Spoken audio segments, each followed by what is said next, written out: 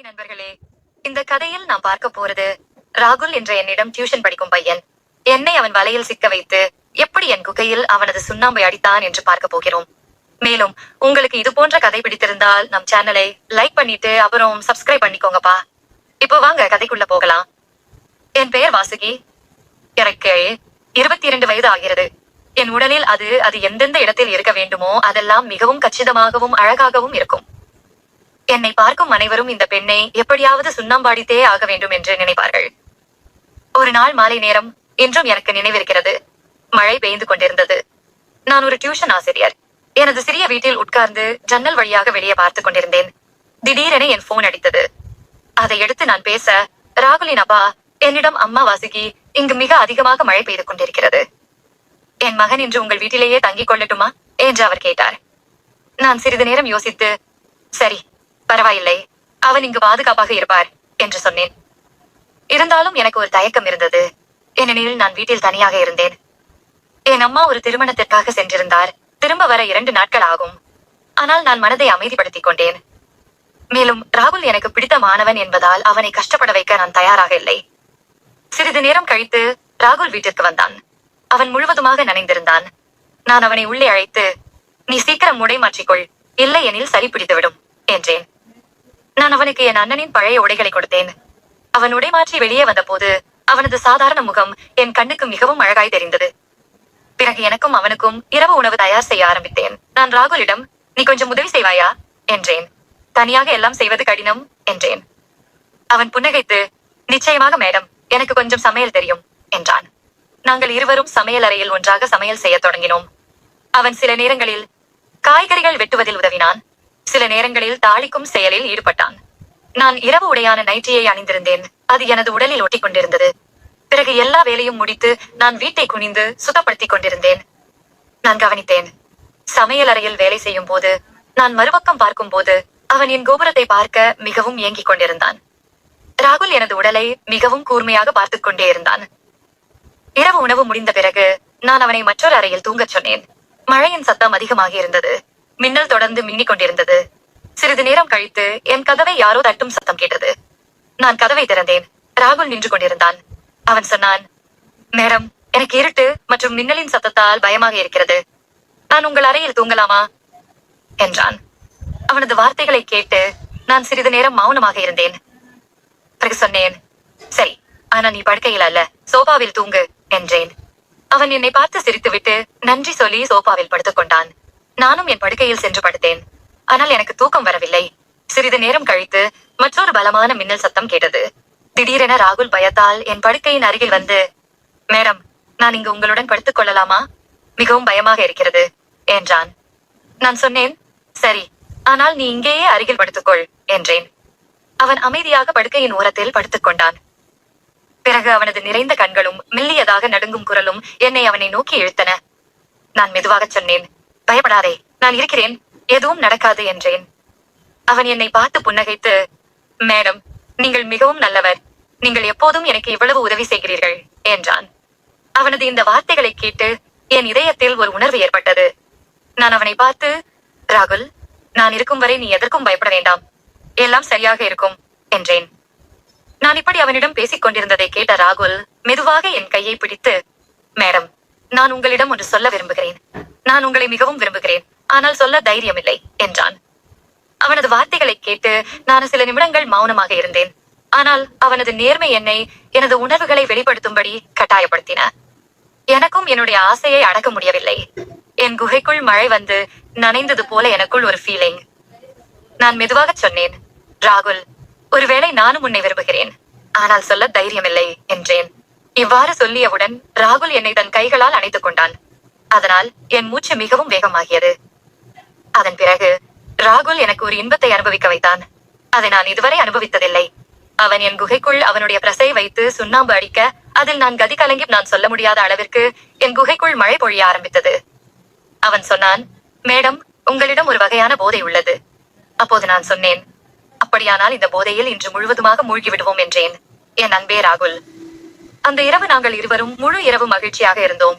மற்றும் கிட்டத்தட்ட 3 மணி வரை என் குகையில் சுண்ணாம்பை அடித்துக் கொண்டே இருந்தான். பிறகு நாங்கள் இருவரும் ஒன்றாக தூங்கினோம். அந்த இரவு நம் வாழ்க்கையின் மிக அழகான இரவாக மாறியது. மேடம், உங்களை போன்ற ஒரு ஆசிரியர் ராகுலுக்கு கிடைத்தது எங்கள் அதிர்ஷ்டம்.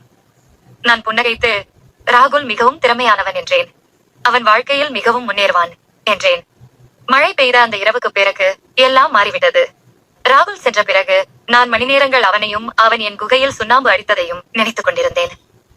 அவனுடன் இரவில் கழித்த நேரங்கள் என்னை இனிக்க வைத்தன. சில சமயங்களில் அவனை நினைத்துக் கொண்டு என் குகைக்குள் கை வைத்து சில வேலைகளை நாம் செய்ய ஆரம்பித்தேன்.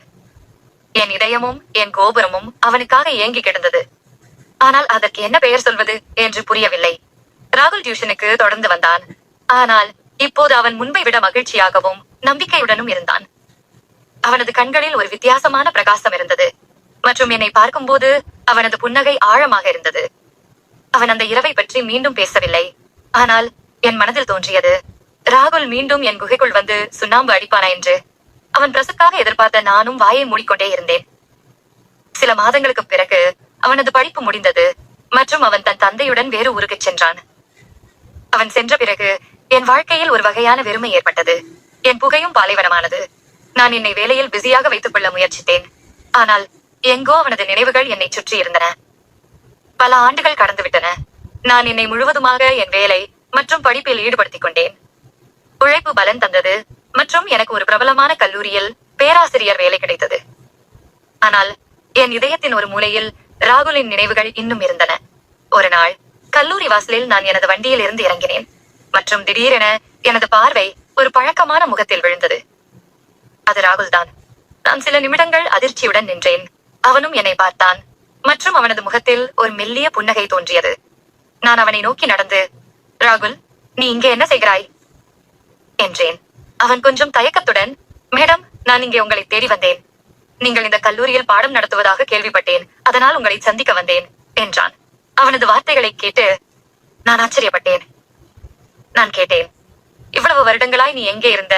ஏன் இத்தனை நாள் என்னை பார்க்க வரவில்லை என்றேன். அதை கேட்டது அவன் புன்னகைத்து, மேடம், என்னால் உங்களை மறக்க முடியவில்லை. அந்த இரவுக்கு பிறகே நான் உங்கள் முக்கியத்துவத்தை உணர்ந்தேன். ஆனால் அப்போது சொல்ல தைரியமில்லை. நான் ஏதாவது ஒன்றாக மாறிய பிறகு உங்கள் முன் வருவேன் என்று நினைத்தேன் என்றான். அவனது நேர்மையான பேச்சு என்னை உணர்ச்சி வசப்படுத்தியது. நான் அவனுடன் என் குகைக்குள் சுண்ணாம்பு அடிக்கும் வேலையை மீண்டும் தொடர்ந்து அந்த இரவின் இன்பத்தை மீண்டும் அனுபவிக்க ஆசைப்பட்டேன். அதனால் அவனை எனது அறைக்கு வருமாறு அழைத்தேன். அவன் சொன்னான், மேடம், இன்று எனக்கு மிகவும் அவசர வேலை உள்ளது. ஆனால் நாளை நிச்சயமாக உங்கள் அறைக்கு வருகிறேன் என்றான். முழு இரவும் நான் தூங்காமல் என் குகையில் உள்ள புதர்களை கொஞ்சம் கொஞ்சமாக மண்வெட்டியால் எடுத்தேன். பிறகு காலை வருவதற்காக மிகவும் ஆவலுடன் காத்திருந்தேன். மறுநாள் நான் கல்லூரிக்கு விடுமுறை எடுத்துக்கொண்டேன் மற்றும் காலையில் விரைவாக குளித்து ராகுலுக்காக தயாராக ஆரம்பித்தேன். கிட்டத்தட்ட 11 மணி அளவில் ராகுல் கதவின் மணியை அடித்தான். நான் கதவை திறந்தவுடன் அவன் என்னை மேலே இருந்து கீழே வரை பார்த்து கொண்டே இருந்தான். நான் ஒரு மெல்லிய டி ஷர்ட் மற்றும் கீழே பாவாடை அணிந்திருந்தேன். டி ஷர்ட்டின் மூலம் எனது உடலின் அமைப்பு மற்றும் கோபுரத்தின் உச்சி அவனுக்கு தெளிவாக தெரிந்தது. ராகுல் சொன்னான், மேடம், நீங்கள் அற்புதமாக இருக்கிறீர்கள். நான் உடனடியாக கதவை மூடி தண்ணீர் கொண்டு வந்தேன். ராகுல் சொன்னான், மேடம், எனக்கு தண்ணீர் வேண்டாம், வேறு ஏதாவது குடிக்க வேண்டும். நான் சொன்னேன், உன்னை எப்போது தடுத்திருக்கிறேன்? முதலில் தண்ணீர் குடி. தண்ணீர் குடித்த பிறகு ராகுல் என்னை தன் கைகளால் அணைத்துக் கொண்டான். என் மூச்சு வேகமாக ஆரம்பித்தது. நான் சொன்னேன், ராகுல், இனி தாமதம் செய்யாதே. இனி என்னால் தாங்க முடியாது. ராகுல் என்னை தூக்கி படுக்கையில் போட்டான் மற்றும் தாமதம் செய்யாமல் தன் வேலையை ஆரம்பித்தான். அவன் என் குகையில் சுண்ணாம்பு அடிக்கும் போது எனக்கு அந்த சொர்க்கமே கண்ணுக்குள் நின்றது. நான் ஒவ்வொன்றையும் ரசிக்க ஆரம்பித்தேன். நான் அந்த இன்பத்தை அனுபவித்தேன். அதற்காக எங்கள் இதயங்கள் துடித்தன. பார்த்துக்கொண்டே நாங்கள் இருவரும் ஒருவருக்கொருவர் மூழ்கிவிட்டோம். 2 மணி நேரம் என்னுடன் இருந்த பிறகு ராகுல் வீட்டிற்கு சென்றான். சில நாட்களுக்கு பிறகு ராகுல் என்னிடம் நேரடியாக கேட்டான், மேடம், நீங்கள் என்னை திருமணம் செய்து கொள்கிறீர்களா என்றான். அவனது இந்த நேரடியான கேள்வி என்னை ஆச்சரியப்படுத்தியது.